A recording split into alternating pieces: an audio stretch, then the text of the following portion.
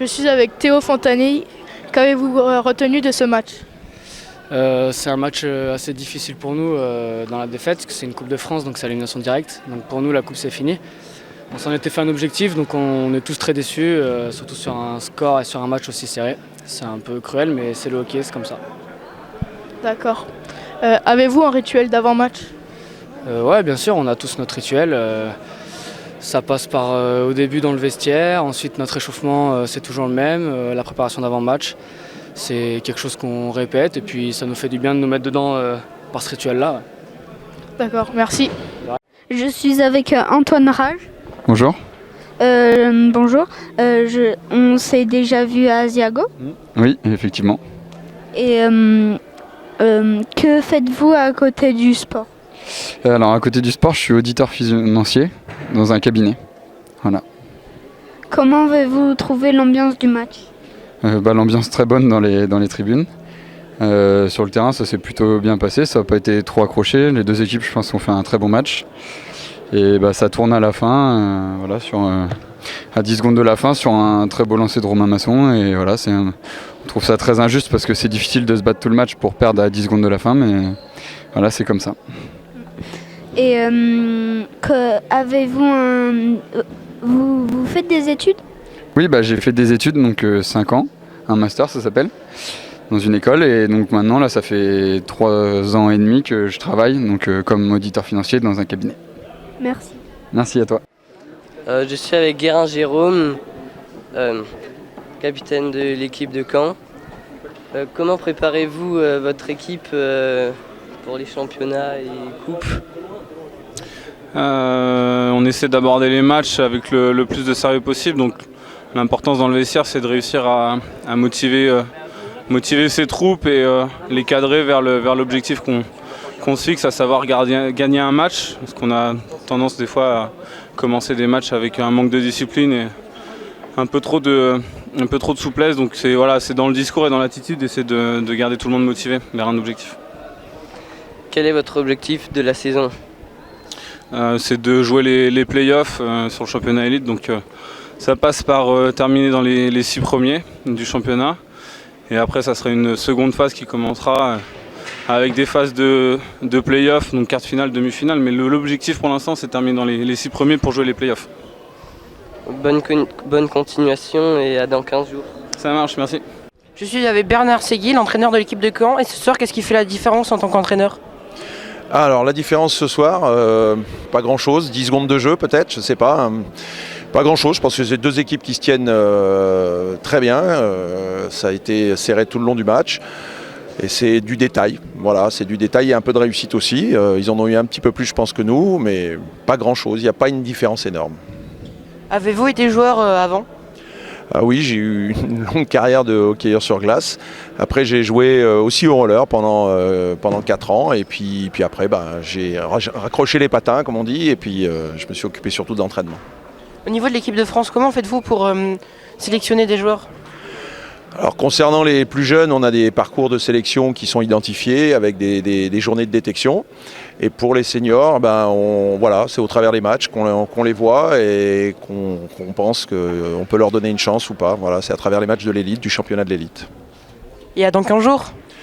Oui, et puis j'espère que cette fois-ci, ça va rigoler pour nous. Oui, mais pas nous. C'est normal. Je suis avec Romain Masson. Qu'avez-vous retenu de ce match? J'ai retenu que c'était un match plein d'enjeux, de part et d'autre des deux équipes. Ça m'a rappelé la finale de l'an passé, sur lequel on avait effectivement là encore gagné face à Caen, chez eux et chez nous. Donc plein d'enjeux, je pense que c'est toujours un derby Bordeaux-Caen et ça s'est vu ce soir. D'accord. J'ai une petite question sur votre dribble. Où est-ce que vous l'avez trouvé ou vous l'avez appris? Mon dribble, je l'ai acquis au fur et à mesure de mes années. J'ai eu la chance dès l'âge de 3 ans de jouer au hockey sur glace, donc de le peaufiner pendant une trentaine d'années.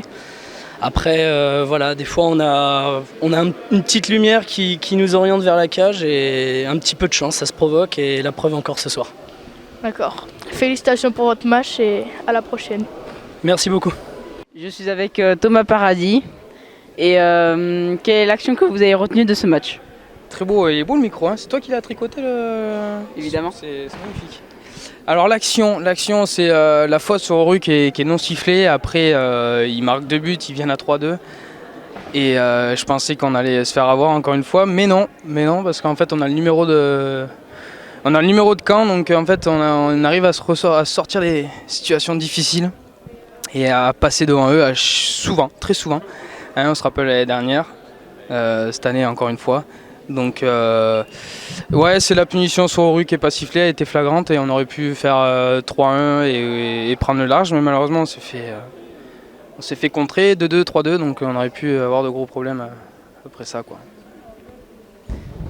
Alors j'ai une question bonus pour vous. Pouvez-vous faire un jeu de mots entre votre nom de famille et votre métier? Là tout de suite un jeu de mots j'en ai pas vraiment, je vais peut-être on ira tous au paradis, hein, la chanson, et voilà, c'est on a tous une fin, donc faut profiter de la vie, ça c'est magnifique ce que je suis en train de dire. Je pense que je peux arrêter la saison maintenant parce qu'une victoire contre Caen à domicile en Coupe de France, c'est juste un pur bonheur, donc merci à vous d'être là et bon courage. Je suis avec Michael Gasnier. Alors tout d'abord félicitations pour votre victoire et d'avoir été pris pour le stage en équipe de France. Merci. Avez-vous déjà joué joueur ou voulez-vous le jouer? J'ai joué joueur à la glace 3 ans, bon, j'ai toute petite de 4 à 7 ans et après je suis passé gardien parce que j'ai toujours voulu être gardien, donc je continue même au roller. Félicitations pour votre défense en 4 contre 2, qu'en avez-vous pensé? On a très bien défendu, Rome a bloqué beaucoup de shoots, Jus aussi a été très efficace, Jus est auteur d'un très gros match.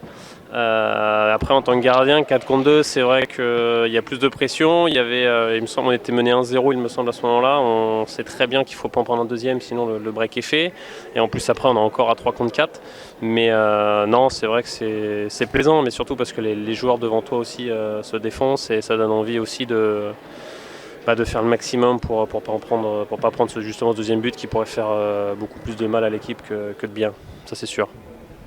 Pourquoi tapez-vous le sol avec votre crosse? À la fin des pénalités, pour annoncer aux joueurs que justement il y a les pénalités, ils n'ont pas la tête qui est rivée sur le chronomètre. Donc à partir de 8 à 7 secondes avant la fin de pénalité, je tape pour les avertir. Après, ils font attention ou pas, mais en tout cas j'essaye de les aider au maximum sur le terrain, même si je suis à l'autre bout. Merci. Je suis avec Arthur Vendrome, capitaine de l'équipe de Bordeaux. Bonjour. Quelle est la différence entre le Coupe de France et le championnat en tant que capitaine? Au niveau de la préparation, on sait que la Coupe de France, c'est un match couperé à chaque fois. On sait que si on perd, tout s'arrête, contrairement au championnat. Comment préparez-vous l'équipe? Un peu de la même manière qu'en championnat. Par rapport à la Coupe de France, tu demandes? La préparation est la même, sauf qu'on sait qu'il y a une sentence couperée à la fin du match. Comment vous êtes arrivé au hockey? Au roller hockey, j'avais fait de la glace quand j'étais plus jeune à Dunkerque. Je viens de Dunkerque. Je me suis mis au roller hockey un petit peu par hasard à 20 ans. J'ai joué d'abord à Saint-Médard et je suis arrivé à Bordeaux 2-3 ans plus tard. Donc ça va faire 6 ans que je suis à Bordeaux maintenant. Voilà. Avez-vous un travail ou vous faites des études? Oui, j'ai un travail. Je travaille dans une société d'informatique. Merci. Donc je suis avec les deux arbitres du match, Eric et Bruno. Alors qu'avez-vous pensé de ce match? Eh bien, c'était un très bon match de coupe, engagé, tendu, qui est resté serré jusqu'à la fin, qui s'est joué sur quelques détails. Je pense que les deux équipes étaient très proches l'une de l'autre ce soir. Et un petit détail qui a fait la différence. Bordeaux a donc eu un tout petit peu plus de réussite que Caen. Voilà, très bon match. Alors quand vous appelez des pénalités, vous levez le bras, mais pourquoi la pénalité n'est pas tout de suite appelée contre l'équipe? Alors c'est une règle d'avantage pour l'équipe qui a subi la faute tant qu'elle est en possession du palais. Donc l'équipe qui subit la faute, tant qu'elle a le palais, peut jouer et a la possibilité de sortir son gardien de but des cages pour mettre un joueur à la place, un joueur de champ, ce qui lui donne une supériorité numérique sur le terrain.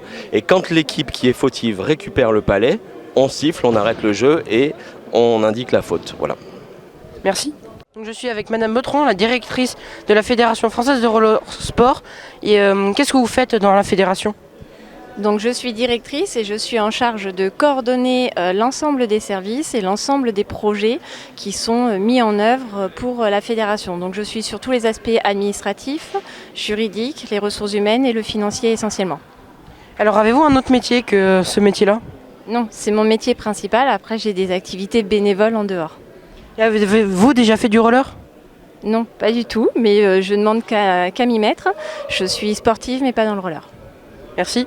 Alors Arthur, en tant que capitaine, pourrais-tu demander à ton équipe si nous pouvons passer un moment privilégié avec vous ? Oui, bien sûr. Vous, la Dream Team ? Oui. Bien sûr, ouais, c'est carrément envisageable. On pourrait imaginer de faire un petit match les uns contre les autres, mélangés, ou quelque chose comme ça en fin de saison. Ok, ça serait super bien. Ou alors également faire une petite émission en plateau chez notre partenaire WeLive. Ouais, ça serait bien aussi.